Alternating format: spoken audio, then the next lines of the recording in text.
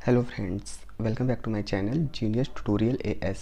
Friends, आज के अपने इस वीडियो में हम संपूर्ण भारतीय संविधान के बारे में हम लोग जानेंगे और राजनीतिक व्यवस्था के बारे में। इस वीडियो से हम लोग संविधान के महत्वपूर्ण चीज़ों को सीखेंगे। तो चलते हैं आज के अपने इस वीडियो में। तो संविधान का निर्माण जो है संविधान सभा द्वारा किया गया था और संविधान सभा का जो गठन है वो कैबिनेट मिशन 1946 के प्रावधानों के अनुसार किया गया था। संविधान सभा का प्रथम अधिवेशन जो है वो 9 दिसंबर 1946 को डॉक्टर सच्चिदानंद की अध्यक्षता में हुआ था। जो डॉक्टर सच्चिदानंद थे ये एक अस्थायी अध्यक्ष बनाए गए थे 9 दिसंबर 1946 ईस्वी को। उसके बाद उसके एक ही दिन बाद 11 दिसंबर 1946 को डॉक्टर राजेंद्र प्रसाद जी को संविधान सभा का क्या बनाया गया, स्थायी अध्यक्ष चुना गया। ठीक है। तो डॉक्टर भीमराव अंबेडकर की अध्यक्षता वाली प्रारूप समिति ने संविधान का निर्माण अंतिम रूप से किया। तो जो डॉक्टर भीमराव अंबेडकर जी थे वो प्रारूप समिति के अध्यक्ष थे और संविधान का पूर्ण जो अंतिम रूप था इन्होंने ही दिया। 26 नवंबर 1949 को संविधान को क्या किया गया, अंगीकृत अधिनियमित किया गया और संविधान 26 जनवरी 1950 से संविधान क्या हो गया, पूर्ण रूप से लागू हुआ और भारत इसी दिन से क्या गणतंत्र दिवस मनाने लगा। कि भारत का एक क्या बना, गणतंत्र बना। हम लोग बात करेंगे मूल संविधान की। जब संविधान बना था तो उस समय संविधान में 22 भाग थे, 8 अनुसूचियां थी तथा 395 अनुच्छेद थे। और वर्तमान में जो संविधान की बात करें तो उस समय जो अनुसूचियों की संख्या है वो आपका बढ़कर 12 हो गया है और अनुच्छेद जो है संविधान में संशोधन करके अनुच्छेद की भी संख्या क्या कर दी गई है, बढ़ा दी गई है। लेकिन मेन जो है वो आपका 395 ही अनुच्छेद है। जो भी संशोधन करके अनुच्छेद आर्टिकल बढ़ाए गए हैं वो ऐसे ऐसे करके उसी के इंक्लूड में बढ़ाया गया है। बात करते हैं भारतीय संविधान का जो 2/3 भाग है भारत शासन अधिनियम 1935 से ही लिया गया है। ठीक है। भारतीय संविधान के निर्माण में विभिन्न देशों के संविधान से उनके महत्वपूर्ण तत्व लिए गए हैं। जो भारतीय संविधान है वो अलग अलग देशों के संविधान से उनके महत्वपूर्ण जो तत्व हैं उनसे लेकर भी बनाए गए हैं। भारतीय संविधान का स्रोत की बात की जाए तो भारतीय संविधान का जो निर्माण है, भारतीय संविधान के निर्माण में जो समय लगता है वो 2 वर्ष 11 महीने और 18 दिन लगा था। तो भारतीय संविधान का निर्माण 2 वर्ष 11 महीने और 18 दिन में बाबा साहब भीमराव अंबेडकर जी द्वारा क्या किया गया। 26 नवंबर 1949 को यह महामहिम राष्ट्रपति जी डॉक्टर राजेंद्र प्रसाद जी को क्या किया गया, भारतीय संविधान सौंपा गया। भारतीय संविधान विश्व में सबसे बड़ा लिखित संविधान है। भारतीय संविधान पर सबसे अधिक प्रभाव भारतीय शासन अधिनियम 1935 का है, अभी आगे भी बताया गया था। भारतीय संविधान के 395 अनुच्छेद में से लगभग 250 250 अनुच्छेद ऐसे हैं जो आपके किससे लिए गए हैं, वो आपके 1935 भारतीय शासन अधिनियम से लिए गए हैं।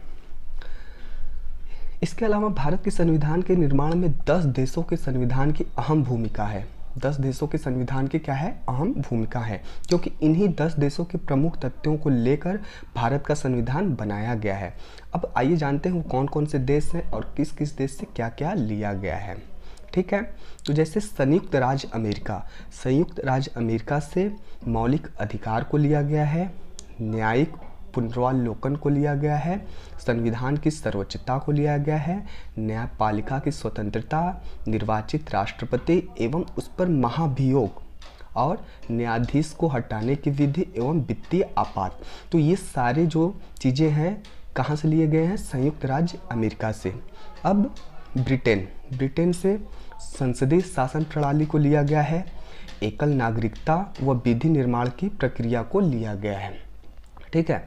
आयरलैंड से क्या लिया गया है, नीति निदेशक तत्व, राष्ट्रपति के निर्वाचन मंडल की व्यवस्था, आपातकालीन उपबंध, ये सब आयरलैंड से लिया गया है। ऑस्ट्रेलिया से प्रस्तावना की भाषा, संघ राज्य संबंध तथा शक्तियों का विभाजन और समवर्ती सूची का प्रावधान, ये सब ऑस्ट्रेलिया से लिया गया है। सोवियत रूस से क्या लिया गया है, तो जो हमारे मूल कर्तव्य हैं ये मूल कर्तव्य कहाँ से लिया गया है? रूस से लिया गया। और जापान से विधि द्वारा स्थापित प्रक्रिया, ये जापान से लिया गया है। फ्रांस से गणतंत्रात्मक शासन पद्धति कहाँ से लिया गया है? फ्रांस से। कनाडा से क्या क्या लिया गया है? संघात्मक शासन व्यवस्था एवं अवशिष्ट शक्तियों का केंद्र के पास होना, ये सब कनाडा से लिया गया है। दक्षिण अफ्रीका से क्या लिया गया है? संविधान संशोधन की जो प्रक्रिया है वो कहाँ से लिया गया है? दक्षिण अफ्रीका से लिया गया है। उसके बाद है जर्मनी से क्या लिया गया है? आपातकालीन स्थिति जो है वो आपका कहाँ से लिया गया है? जर्मनी से लिया गया है। अब देखिए हम लोग जानेंगे भारत संविधान की अनुसूचियाँ। तो पहली अनुसूची, इसमें भारतीय संघ के 29 घटक राज्य एवं 7 संघ शासित क्षेत्रों का क्या किया गया है? उल्लेख किया गया है पहली अनुसूची में। और दूसरी अनुसूची में पदाधिकारियों के वेतन भत्ते एवं पेंशन का उल्लेख किया गया है।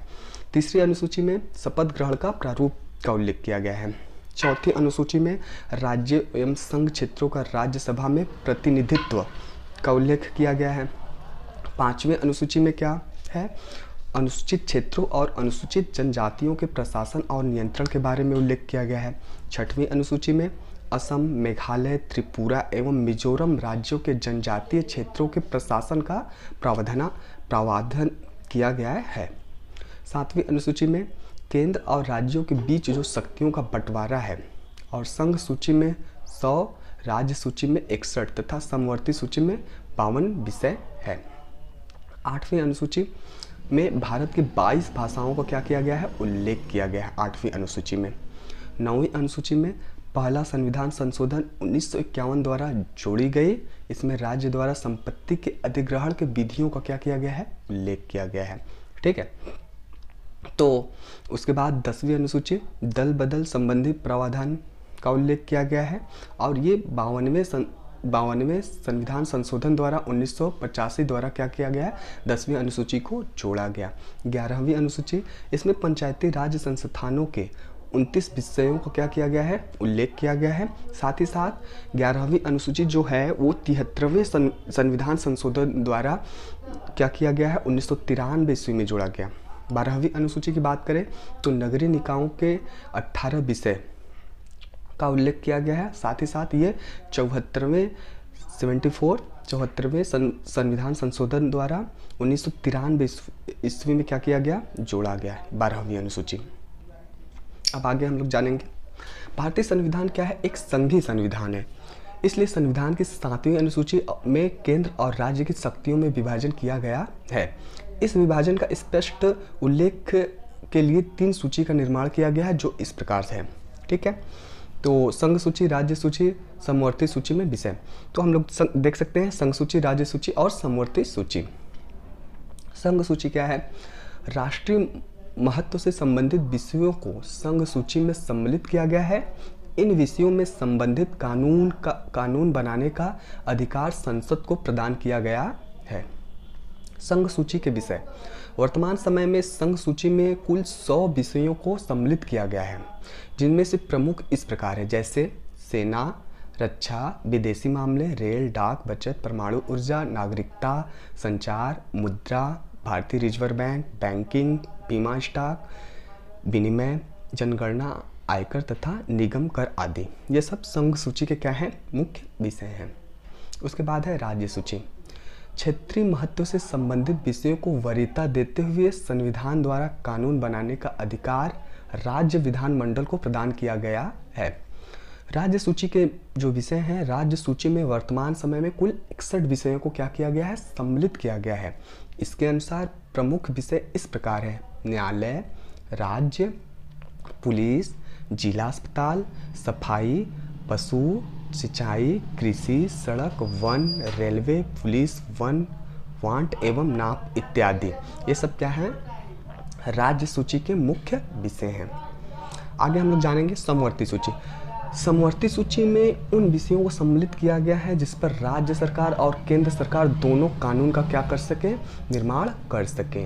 दोनों सरकारों द्वारा बनाए गए कानून में गतिरोध उत्पन्न होने पर केंद्र सरकार के कानून को मान्यता प्रदान की गई है। ठीक है, कानून तो राज्य और केंद्र दोनों बनाएंगे, लेकिन दोनों सरकार द्वारा बनाए गए कानूनों में यदि कोई गतिरोध उत्पन्न होता है तो उस पर केंद्र सरकार के कानून को मान्यता क्या की जाएगी, प्रदान की जाएगी। केंद्र सरकार द्वारा बनाए गए कानून को लागू करते ही राज्य सरकार का कानून स्वतः ही क्या हो जाएगा, समाप्त हो जाएगा या समाप्त मान लिया जाएगा। इसके लिए किसी भी प्रकार का अधिसूचना जारी नहीं की जाती है। समवर्ती सूची के विषय। वर्तमान समय में समवर्ती सूची में कुल 52 विषयों को सम्मिलित किया गया है, जिनमें से प्रमुख इस प्रकार है: शिक्षा, दीवानी एवं फौजदारी मुकदमे, श्रम कल्याण, कारखाने, समाचार पत्र, वन, आर्थिक एवं सामाजिक नियोजन, प्रदूषण नियंत्रण, परिवार नियोजन, वांट माप इत्यादि। ये सब मुख्य विषय हैं समवर्ती सूची के। अब आते हैं हम लोग मूल अधिकार पे। ठीक है, तो वे अधिकार जो व्यक्ति के जीवन के लिए मौलिक तथा अनिवार्य होने के कारण संविधान द्वारा नागरिकों को प्रदान किए जाते हैं, जिन अधिकारों में राज्य द्वारा भी हस्तक्षेप नहीं किया जा सकता, उसी को हम लोग क्या कहते हैं, मूल अधिकार कहते हैं।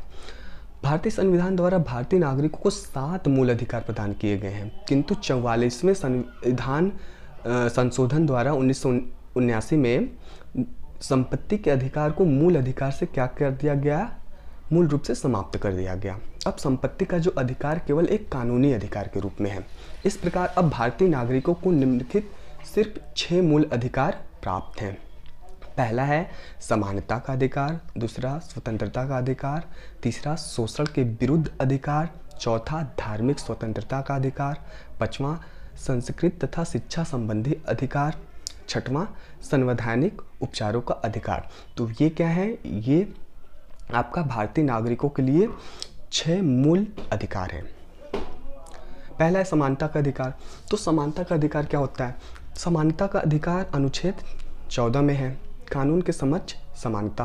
दूसरा है धर्म, नस्ल, जाति, लिंग या जन्म स्थान के आधार पर भेदभाव का निषेध। मतलब कि धर्म के आधार पे, जाति के आधार पे, नस्ल के आधार पे, लिंग के आधार पे या जन्म स्थान के आधार पे आप किसी भी लोगों से भेदभाव नहीं कर सकते। ये आपका समानता का अधिकार है। और ये जो अधिकार है इसका वर्णन अनुच्छेद 15 में किया गया है।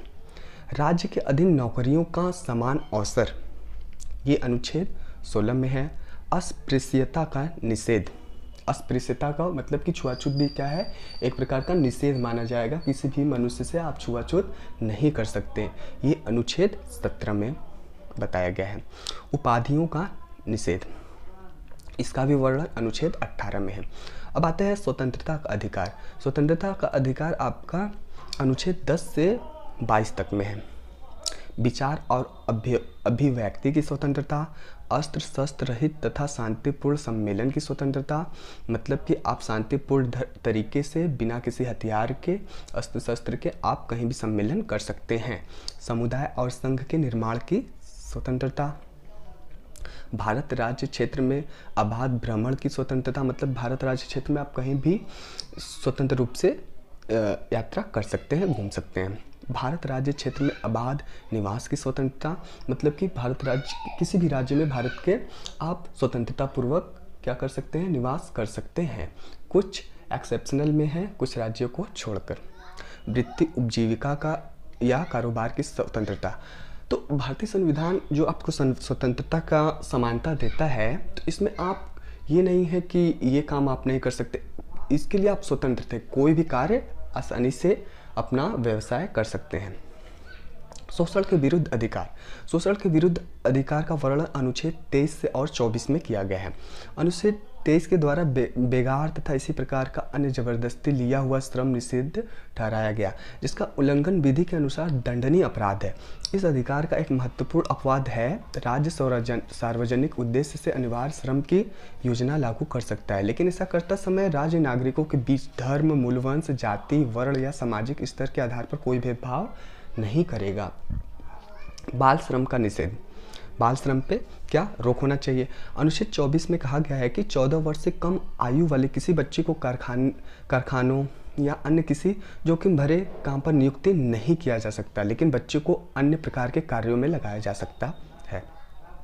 धार्मिक स्वतंत्रता का अधिकार, धार्मिक स्वतंत्रता का अधिकार अनुच्छेद 25 से 28 में वर्णन किया गया है।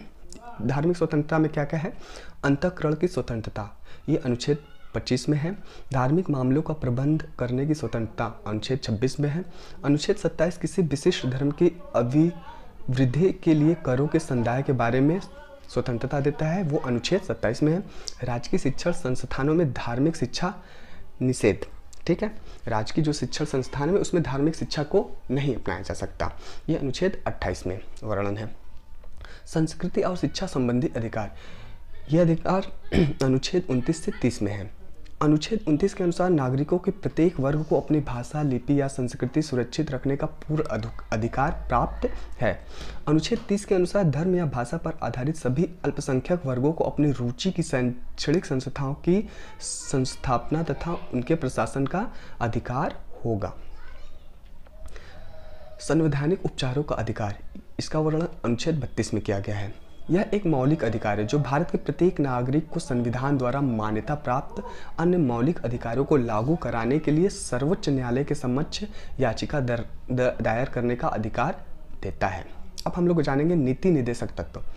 संविधान की धारा 36 से 51 तक में राज्य नीति के निर्देशक तत्वों का वर्णन किया गया है। नीति निर्देशक तत्व आयरलैंड से लिया गया है, पता ही है। अब हम लोग जानेंगे कुछ प्रमुख अनुच्छेद के बारे में। अनुच्छेद 36, ये राज्य की परिभाषा का वर्णन, इसमें राज्य की परिभाषा का किया गया है, वर्णन किया गया है। अनुच्छेद 37, नीति निर्देशक तत्वों के हनन होने पर न्यायालय की शरण में संभव नहीं है, तो ये अनुच्छेद 37 में कहा गया है। अनुच्छेद 38, लोक कल्याणकारी राज्य तथा उसकी नीतियों का वर्णन अनुच्छेद 38 में किया गया है। अनुच्छेद 40, राज्य ग्राम पंचायतों को बढ़ावा देकर उन्हें शक्तियां प्रदान करेगा। अनुच्छेद 41, राज्य आर्थिक और शैक्षिक दृष्टि से पिछड़े वर्गों का विशेष ध्यान रखेगा। अनुच्छेद 44, राज्य समान नागरिक संहिता को लागू करने का प्रयास करेगा। अनुच्छेद 48 का क्या कहता है, राज्य पर्यावरण संरक्षण और संवर्धन का क्या करेगा, प्रयास करेगा। अनुच्छेद 50, राज्य कार्यपालिका और न्यायपालिका का पृथक्करण करेगा। अनुच्छेद 51 क्या कहता है, भारत के विदेश नीति का वर्णन जो शांतिपूर्ण सह अस्तित्व तथा अंतर्राष्ट्रीय पंच निर्णयों पर आधारित होगा। मूल कर्तव्य, तो मूल कर्तव्य विदित है कि आपातकाल के दौरान भारतीय संविधान के भाग 4A में 42वें संविधान संशोधन अधिनियम 1976 के माध्यम से मौलिक कर्तव्यों का समावेशन किया गया, मतलब कि मौलिक कर्तव्य को भी जोड़ दिया गया। इससे पूर्व मूल संविधान में मौलिक अधिकारों की अवधारणा को तो रखा गया था, परंतु मौलिक कर्तव्यों को इसमें शामिल नहीं किया गया था। जो मूल कर्तव्य ये कहाँ से लिया गया, किस देश से, ये रूस से लिया गया, बताया गया। वर्तमान में अनुच्छेद 51A के तहत वर्णित 11 मौलिक कर्तव्य है, तो मौलिक कर्तव्य के कितने हैं, 11 हैं, जिनमें से 10 को 42वें संविधान संशोधन के माध्यम से जोड़ा गया था, जबकि 11वां जो मौलिक कर्तव्य है, कर्तव्य को वर्ष 2002 में 86वें संविधान संशोधन के जरिए संविधान में क्या किया गया, जोड़ा गया, शामिल किया गया। अर्थात इस प्रकार से जो मूल कर्तव्य कितने हैं, 11 हैं। तो कौन कौन से मूल कर्तव्य उसको जानते हैं। पहला, संविधान का पालन तथा उसके आदर्शों, संस्थाओं और राष्ट्रीय प्रतीकों का सम्मान करना, ये प्रत्येक नागरिक का क्या है, मूल कर्तव्य है। दूसरा, राष्ट्रीय आंदोलन के प्रेरक आदर्शों का क्या करना, पालन करना। तीसरा मूल कर्तव्य क्या है, भारत की संप्रभुता, एकता और अखंडता की क्या करना, रक्षा करना, मतलब भारत की संप्रभुता, एकता और अखंडता को सभी नागरिकों को बनाए रखना चाहिए। चौथा मूल कर्तव्य क्या है, देश की रक्षा और राष्ट्र की सेवा करना, देश की रक्षा करना और राष्ट्र की सेवा करना। पांचवा, भारत के लोगों में समरसत्ता और भ्रातृत्व की भावना का विकास करना। छठवां क्या है, समन्वित संस्कृति की गौरवशाली परंपरा की क्या करना, रक्षा करना।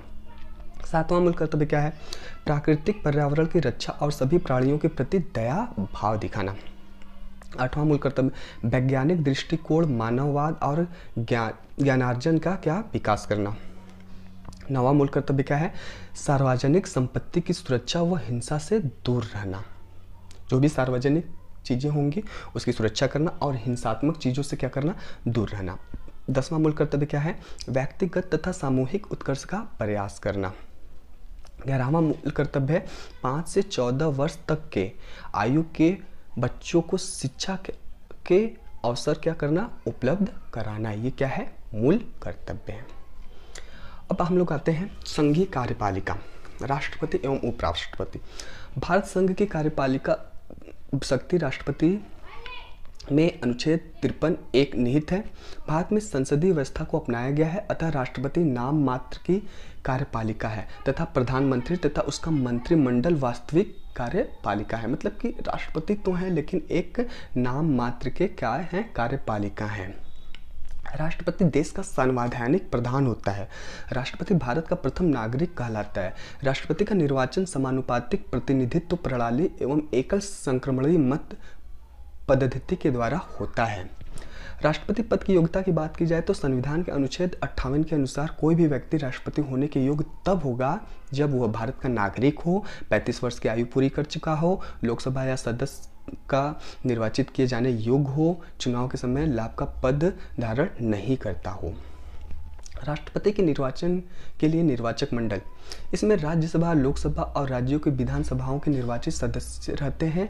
नवीनतम व्यवस्था के अनुसार पांडिचेरी विधानसभा तथा दिल्ली विधानसभा के निर्वाचित सदस्यों को भी सम्मिलित किया गया है। राष्ट्रपति पर महाभियोग, अनुच्छेद 61 के अनुसार राष्ट्रपति द्वारा संविधान का अतिक्रमण किए जाने पर उसके विरुद्ध महाभियोग चलाया जा सकता है। राष्ट्रपति के विरुद्ध महाभियोग संसद द्वारा चलाई जाने वाली एक अर्धन्यायिक प्रक्रिया है। राष्ट्रपति पर महाभियोग लगाने की प्रक्रिया, महाभियोग का प्रस्ताव संसद के किसी भी सदन में प्रस्तुत किया जा सकता है। प्रस्ताव की सूचना राष्ट्रपति को 14 दिन पूर्व प्राप्त होनी चाहिए।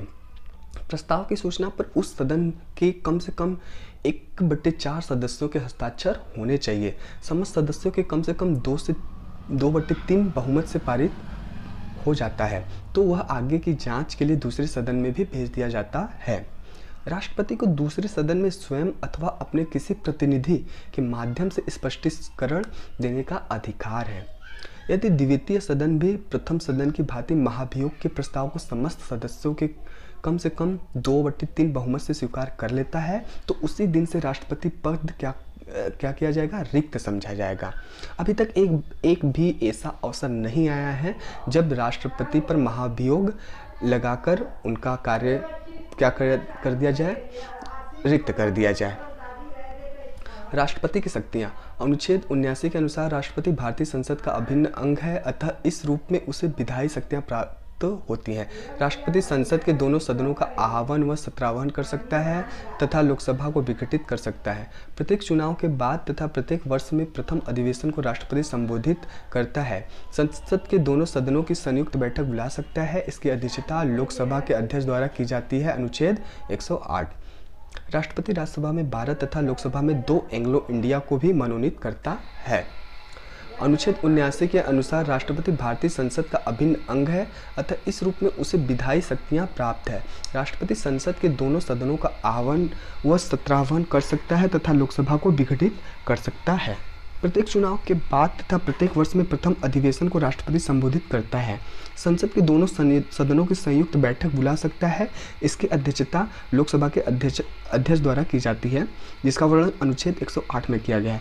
राष्ट्रपति राज्यसभा में 12 तथा लोकसभा में 2 एंग्लो इंडिया को मनोनीत कर सकता है, बताया गया। राष्ट्रपति आपात उपबंध, भारतीय संविधान में आपात उपबंधों को 3 भागों में बांटा गया है। राष्ट्रीय आपात जो अनुच्छेद 352 में वर्णित है, राज्यों में संवैधानिक तंत्र की विफलता, राष्ट्रपति शासन, ये अनुच्छेद 356 में है, और वित्तीय आपात अनुच्छेद 360 में है। आपात उपबंध भारत शासन अधिनियम 1935 से लिया गया है। भारतीय संविधान के भाग 18 में अनुच्छेद 352 से 360 तक आपातकाल से संबंधित उपबंध उल्लिखित हैं। ये प्रावधान केंद्र को किसी भी असामान्य स्थिति से प्रभावी रूप से निपटने के सक्षम बनाते हैं।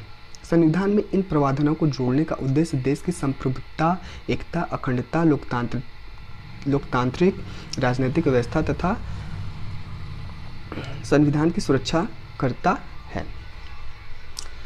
उपराष्ट्रपति, संविधान के अनुच्छेद 63 के अनुसार भारत का एक उपराष्ट्रपति होगा जिसका कार्यकाल कितना होगा, 5 वर्ष का होगा। ये और जो उपराष्ट्रपति से संबंधित प्रावधान है ये अमेरिका के संविधान से लिया गया है। भारत का उपराष्ट्रपति राज्यसभा का पदेन सभापति होता है। तो राज्यसभा का पदेन सभापति किसे कहा जाता है, उपराष्ट्रपति को कहा जाता है। उपराष्ट्रपति राज्यसभा का सदस्य नहीं होता है, अतः मतदान का अधिकार नहीं है, किंतु सभापति के रूप में निर्णायक मत देने का अधिकार उसे प्राप्त है। राष्ट्रपति के पद खाली रहने पर उपराष्ट्रपति राष्ट्रपति की हैसियत से कार्य कर सकता है या कार्य करता है। संविधान के अनुच्छेद 63 के अनुसार भारत का एक उपराष्ट्रपति होगा, ठीक है, तो ये बताया गया।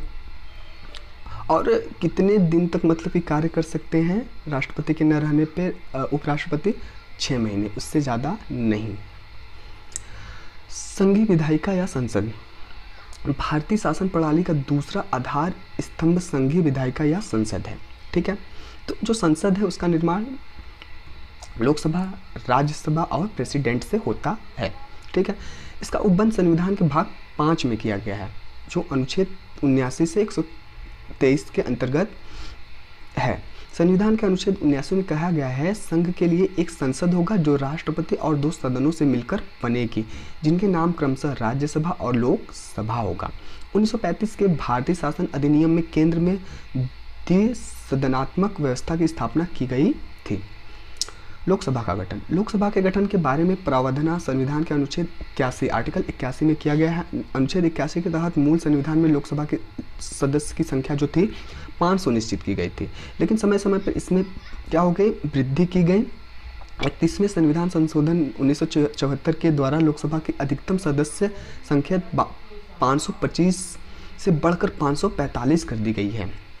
मतलब कि जब संविधान बना था उसमें मूल संविधान में लोकसभा के सदस्य की संख्या कितनी थी, 500 थी, लेकिन अब बढ़कर कितनी लगभग हो गई है, 545 कर दी गई है। परंतु अब गोवा, दमन और दीव पुनर्गठन अधिनियम 1987 द्वारा निश्चित किया गया कि लोकसभा की अधिकतम सदस्य संख्या कितनी हो सकती है, 552 हो सकती है।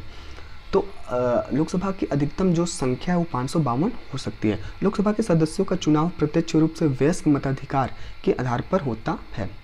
लोकसभा की शक्तियाँ, लोकसभा संसद का निम्न सदन होता है, किंतु वह राज्यसभा से अधिक शक्तिशाली होता है। जनता का वास्तविक प्रतिनिधि करने वाला सदन है।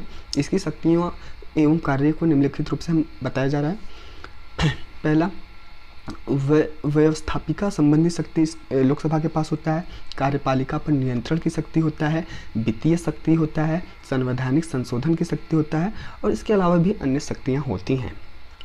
संसद के दोनों सदनों में से कोई भी राष्ट्रपति के विरुद्ध महाभियोग लगा सकती है। यदि राज्यसभा महाभियोग लगाती है तो लोकसभा आरोप की जांच करती है।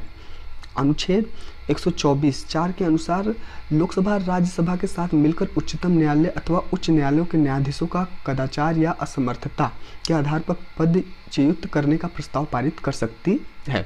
उपराष्ट्रपति को हटाने के लिए प्रस्ताव पहले राज्यसभा में प्रस्तुत किया जाता है, लोकसभा में पहले नहीं किया जाता। पहले किस में किया जाता है, राज्यसभा में किया जाता है।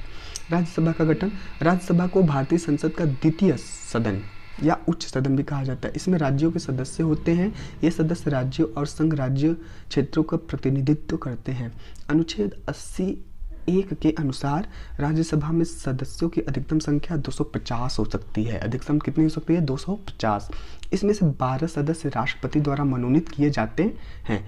ये ऐसे व्यक्ति होते हैं जिन्हें कला, साहित्य, विज्ञान, समाज सेवा और सहकारिता के क्षेत्र में विशेष ज्ञान या अनुभव प्राप्त हो। वर्तमान में राज्यसभा के कुल सदस्यों की संख्या 245 है। 233 सदस्य विभिन्न राज्यों और संघ राज्य क्षेत्रों में अप्रत्यक्ष रूप से निर्वाचित किए जाते हैं। शेष 12 जो सदस्य राष्ट्रपति द्वारा मनोनीत किए जाते हैं। लोकसभा की शक्तियाँ तो बता ही दिया गया। उसके बाद जो राज्यसभा, इन सदस्यों का चुनाव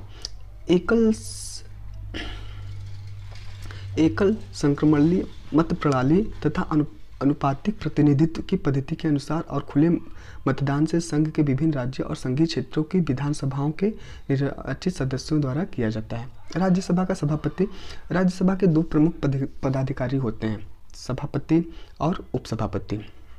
भारत का उपराष्ट्रपति राज्यसभा का पदेन सभापति होता है और उसका कार्यकाल 5 वर्ष होता है। राज्यसभा अपने सदस्यों में से किसी एक को 6 वर्ष के लिए उपसभापति निर्वाचित करती है। इन सदस्यों का चुनाव भी बताया गया। राज्यसभा की शक्तियों की बात किया जाए तो इसके पास वित्तीय शक्तियां हैं।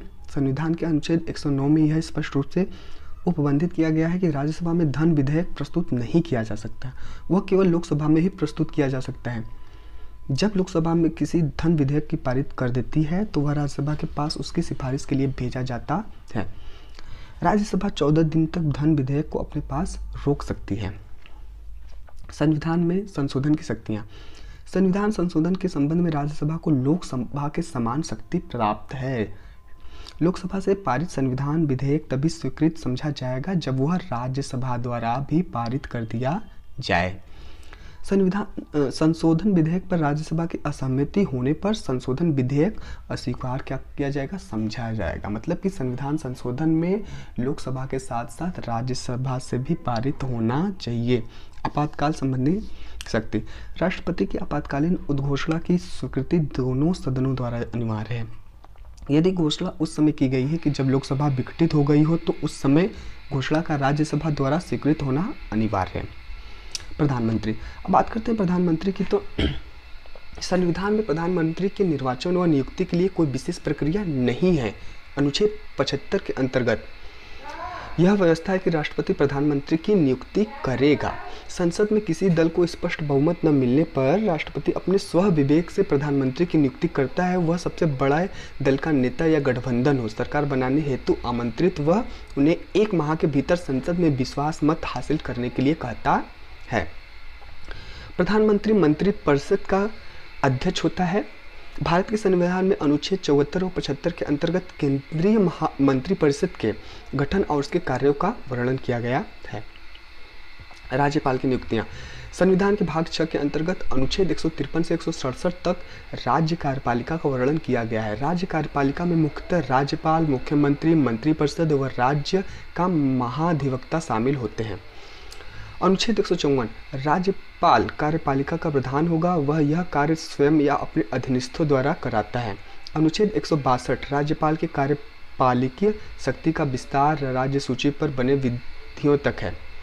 राज्य का शासन तथा संचालन राज्यपाल के नाम से होता है। वह राज्य प्रशासन का अध्यक्ष होता है। राज्यपाल की शक्तियाँ। राज्यपाल की शक्तियों की बात की जाए तो राज्य सरकार के सभी शासन संबंधी कार्य राज्यपाल के नाम पर ही किए जाते हैं। राज्यपाल मुख्यमंत्री की नियुक्ति करता है और उसकी सलाह पर अन्य मंत्रियों की नियुक्ति व उनके मध्य मंत्रालयों का वितरण करता है। राज्यपाल द्वारा राष्ट्रपति से राज्य में संवैधानिक आपातकाल के लिए सिफारिश कर सकता है और राज्य से प्रशासनिक कार्यों संबंधित जानकारी भी क्या मांग सकता है। राज्यपाल विधानमंडल का अभिन्न अंग है, अतः इस रूप में उसे विधायी शक्तियां प्राप्त हैं। राज्यपाल संसद के दोनों सदनों का आह्वान व सत्रावासन कर सकता है तथा विधानसभा को विघटित भी कर सकता है। धन विधेयक मनी बिल राज्यपाल की पूर्वानुमति में ही संसद में प्रस्तुत किया जाता है। अनुदान या वित्त की कोई भी मांग राज्यपाल की सिफारिश के बिना नहीं की जाती है। उच्च न्यायालय की सलाह से जिला न्यायाधीशों की नियुक्ति करते हैं। मुख्यमंत्री अनुच्छेद 164 के अंतर्गत राज्यपाल सदन में बहुमत दल के नेता को मुख्यमंत्री नियुक्त करेगा, किंतु सदन में किसी को भी स्पष्ट बहुमत न मिलने पर वह विवेकाधिकार से सबसे बड़े दल या दलों के समूह के नेता को मुख्यमंत्री नियुक्त करता है। कार्य हो सकती है। राज्यपाल मुख्यमंत्री की नियुक्ति करता है और उसकी सलाह से अन्य मंत्रियों की नियुक्ति करता है और मुख्यमंत्री की सलाह के उन्हें पदच्युत कर सकता है। मुख्यमंत्री राज्यपाल एवं मंत्रिपरिषद के मध्य संवाद का मुख्य तंत्र है। मुख्यमंत्री राज्यपाल को विधानसभा का सत्र बुलाने व सत्रवासन करने संबंधी सलाह देता है। मुख्यमंत्री की सलाह अनुसार राज्यपाल किसी भी समय विधानसभा को विघटित कर सकता है। राज्य विधानसभा के सदस्यों का चुनाव जनता द्वारा प्रत्यक्ष रूप से किया जाता है। विधानसभा में प्रतिनिधियों की संख्या राज्य की जनसंख्या के आधार पर निर्धारित होती है। विधानसभा में प्रतिनिधियों की अधिकतम संख्या 500 व न्यूनतम संख्या 60 निर्धारित की गई है, किंतु कुछ राज्यों होते विशेष प्रावधान किए गए, जैसे अरुणाचल प्रदेश, सिक्किम, गोवा में विधानसभा प्रतिनिधियों की संख्या 30 और मिजोरम व नागालैंड के लिए क्रमशः 40 व 46 है। अनुच्छेद 172 के अंतर्गत राज्य विधानसभा का कार्यालय 5 वर्ष के लिए निर्धारित किया गया है, किंतु इस निश्चित समय में पूर्व में राज्यपाल द्वारा विधानसभा को भंग किया जा सकता है। राज्य संबंध संवैधानिक प्रावधान अनुच्छेद 246 सांसद को 7वीं अनुसूची की 1 में प्रगणित विषयों पर विधि बनाने की शक्ति है। अनुच्छेद 248 क्या कहता है? अवशिष्ट शक्तियां संसद के पास है। अनुच्छेद 249 राज्य सूची के विषय के संबंध में राष्ट्रीय हित में विधि बनाने की शक्ति संसद के पास है। अनुच्छेद 250 यदि आपातकाल की उद्घोषणा परिवर्तन में हो तो राज्य सूची के विषय संबंध में विधि बनाने की संसद को शक्ति है। अनुच्छेद 252, दो या दो से अधिक राज्यों के लिए उनकी सहमति से विधि बनाने की संसद की को शक्ति होती है। अनुच्छेद 257, संघ की कार्यपालिका किसी राज्य को निर्देश दे सकती है। अनुच्छेद 257 का क्या कहता है? संघ के सशस्त्र बलों या अन्य बलों के अभिनियोजन द्वारा राज्यों की सहायता है। अनुच्छेद 263, अंतर्राज्य परिषद का प्रावधान। पंचायती राज, राज्यों का आदि सरकार पंचायतों को संवैधानिक मान्यता दिलाने होती वर्ष 1989 में सरकार द्वारा विधेयक संसद में पेश किया गया, जो लोकसभा में तो पारित हो गया किंतु राज्यसभा में पारित नहीं हो सका क्योंकि इसमें केंद्र को मजबूत बनाने का प्रावधान था। बीपी सिंह सरकार वर्ष 1990 में पंचायतों से संबंधित एक विधेयक लोकसभा में पेश किए किंतु सरकार गिर जाने के साथ ही विधेयक भी समाप्त हो गया। इस अधिनियम के अंतर्गत भारतीय संविधान में एक नया भाग 9वां पंचायती राज अनुच्छेद 243 के अंतर्गत सम्मिलित किया गया। इस अधिनियम के द्वारा संविधान में एक नई 11वीं अनुसूची जोड़ी गई, जिसके अंतर्गत पंचायतों की 29 कार्यकारी विषय वस्तु शामिल है। पंचायती राज्य की प्रमुख विशेषताएं: ग्राम सभा का गठन, त्रिस्तरीय प्रणाली, सदस्यों अध्यक्ष का चुनाव और आरक्षण। पंचायती राज का विकास। बलवंत राय मेहता समिति 1957 में भारत का सरकार द्वारा बलवंत राय मेहता की अध्यक्षता में सामुदायिक विकास कार्यक्रम 1952 तथा राष्ट्रीय विस्तार सेवा 1953 के कार्य की समीक्षा व उनके बेहतर ढंग से कार्य करने के लिए इस समिति का गठन किया गया। इस समिति ने नवंबर 1957 में अपने रिपोर्ट पेश की और लोकतांत्रिक विकेंद्रीकरण की सिफारिश की, जिसे पंचायती राज के रूप में जाना गया। त्रिस्तरीय पंचायती राज पद्धति के स्थापना तथा ये तीनों स्तर पर आपस में अप्रत्यक्ष चुनाव के गठन के द्वारा जुड़े होने चाहिए। गांव स्तर पर ग्राम पंचायत, ब्लॉक स्तर पर ग्राम पंचायत, जिला स्तर पर जिला परिषद। समिति की इन सिफारिशों को राष्ट्रीय विकास परिषद द्वारा 1958 में स्वीकार किया गया। 2 अक्टूबर 1959 को नागौर जिला, जयपुर, राजस्थान देश का पहला राज्य बना जिसे सर्वप्रथम पंचायती राज व्यवस्था को लागू किया। इसके बाद आंध्र प्रदेश 1959 में पंचायती राज व्यवस्था को लागू किया। नगर पालिका। 74वें संविधान संशोधन अधिनियम 1952। इस अधिनियम के अंतर्गत भारतीय संविधान में एक नया भाग 9A नगर पालिका अनुच्छेद 243 के अंतर्गत सम्मिलित किया गया। इस अधिनियम के द्वारा संविधान में एक नई 12वीं अनुसूची जोड़ी गई, जिसके अंतर्गत पंचायतों के 18 कार्यकारी विषय वस्तु शामिल है। 74वें संविधान संशोधन अधिनियम 1992 के अंतर्गत प्रत्येक राज्य 3 प्रकार की नगर पालिकाओं की संरचना का उपबंध करता है। पहला, नगर पंचायत, वह क्षेत्र जो ग्रामीण क्षेत्र से शहरी क्षेत्र में परिवर्तित हो रहा है, नगर पंचायत। नगर पालिका परिषद, छोटी शहरी क्षेत्र। नगर निगम, बड़े शहरी क्षेत्र। उच्च न्यायालय। अब बात करते हैं हाई कोर्ट की। संविधान के भाग 6 में अनुच्छेद 214 से 231 तक हाई कोर्ट का प्रावधान किया गया है। अनुच्छेद 214 के अनुसार प्रत्येक राज्यों के लिए एक उच्च न्यायालय होगा, एक हाई कोर्ट होगा। अनुच्छेद 230 के अनुसार संसद विधि बनाकर किसी उच्च न्यायालय की अधिकारिता का विस्तार संघ राज्य तक कर सकता है। अनुच्छेद 231 के अनुसार संसद विधि बनाकर 2 या अधिक राज्यों के लिए एक हाई कोर्ट की व्यवस्था कर सकता है। मतलब कि 2 या 2 से अधिक राज्यों के लिए भी एक उच्च न्यायालय हो सकता है, एक हाई कोर्ट हो सकता है। अनुच्छेद 215 के अनुसार उच्च न्यायालय अभिलेखीय न्यायालय होगा। अनुच्छेद 246 के अनुसार प्रत्येक उच्च न्यायालय मुख्य न्यायाधीश और ऐसे अन्य न्यायाधीशों से मिलकर बनेगी जिन्हें राष्ट्रपति जी समय समय पर नियुक्त करना आवश्यक समझेंगे। अनुच्छेद 217 के अनुसार राष्ट्रपति जी उच्च न्यायालयों के मुख्य न्यायाधीशों की नियुक्ति और हाईकोर्ट के न्यायाधीश की योग्यता है, अनुच्छेद 217 में बताया गया। अनुच्छेद 222 के अनुसार हाईकोर्ट के जजों का स्थानांतरण राष्ट्रपति जी के भारत के मुख्य न्यायाधीश के परामर्श पर करेंगे। अनुच्छेद 224 के अनुसार हाईकोर्ट के कार्यों में अस्थायी वृद्धि होने की स्थिति में राष्ट्रपति 2 वर्षों के लिए अतिरिक्त या अपर या एडिशनल न्यायाधीशों की नियुक्ति करेंगे। अनुच्छेद 224 के अनुसार उच्च न्यायालय या के न्यायाधीश की अनुपस्थिति में राष्ट्रपति जी कार्यकारी न्यायाधीश की नियुक्ति करेंगे। अनुच्छेद 224A के अनुसार हाईकोर्ट के मुख्य न्यायाधीश राष्ट्रपति जी की सहमति से सेवानिवृत्ति न्यायाधीशों की सेवा ले सकते हैं। उच्चतम न्यायालय, सुप्रीम कोर्ट। बात करते हैं सुप्रीम कोर्ट की। भारत में एकल न्याय व्यवस्था है, एकल न्याय व्यवस्था है, ठीक है, की स्थापना की गई है, जिसमें शीर्ष स्थान पर सर्वोच्च न्यायालय है, सुप्रीम कोर्ट है। उसके अधीन 25 उच्च न्यायालय आते हैं, ठीक है। सुप्रीम कोर्ट के अधीन कितने 25 हाई कोर्ट आते हैं। भारतीय संविधान के भाग 5 में अनुच्छेद 124 से 147 तक उच्चतम न्यायालय, सुप्रीम कोर्ट के गठन, स्वतंत्रता, न्याय क्षेत्र, शक्तियाँ, प्रक्रिया आदि का क्या किया गया है, उल्लेख किया गया है। उच्चतम न्यायालय का गठन संविधान के अनुच्छेद 124 के अंतर्गत वर्ष 1950 में उच्चतम न्यायालय की स्थापना की गई। उस समय उच्चतम न्यायालय के न्यायाधीशों की संख्या 8 और मुख्य न्यायाधीश उसमें कितने थे, मुख्य न्यायाधीश प्लस 7 अन्य न्यायाधीश, मतलब एक मुख्य न्यायाधीश थे और 7 अन्य न्यायाधीश थे। वर्तमान समय में उच्चतम न्यायालय के न्यायाधीशों की संख्या कितनी है, 34, जिसमें मुख्य न्यायाधीश 1 हैं और 33 अन्य न्यायाधीश हैं। इसे फरवरी 2009 में संविधान संशोधन 2008 के अंतर्गत इनकी संख्या 26 से बढ़ाकर 33 कर दी गई। इस संदर्भ में अन्य न्यायाधीशों की संख्या बढ़ाकर 1956 में 10, 1960 में 13, 1977 में 18, 1986 में 26 व 2009 में बढ़ाकर 31 और अब तक 31 से बढ़कर कितने हो गए हैं, 34 कर दिए गए हैं।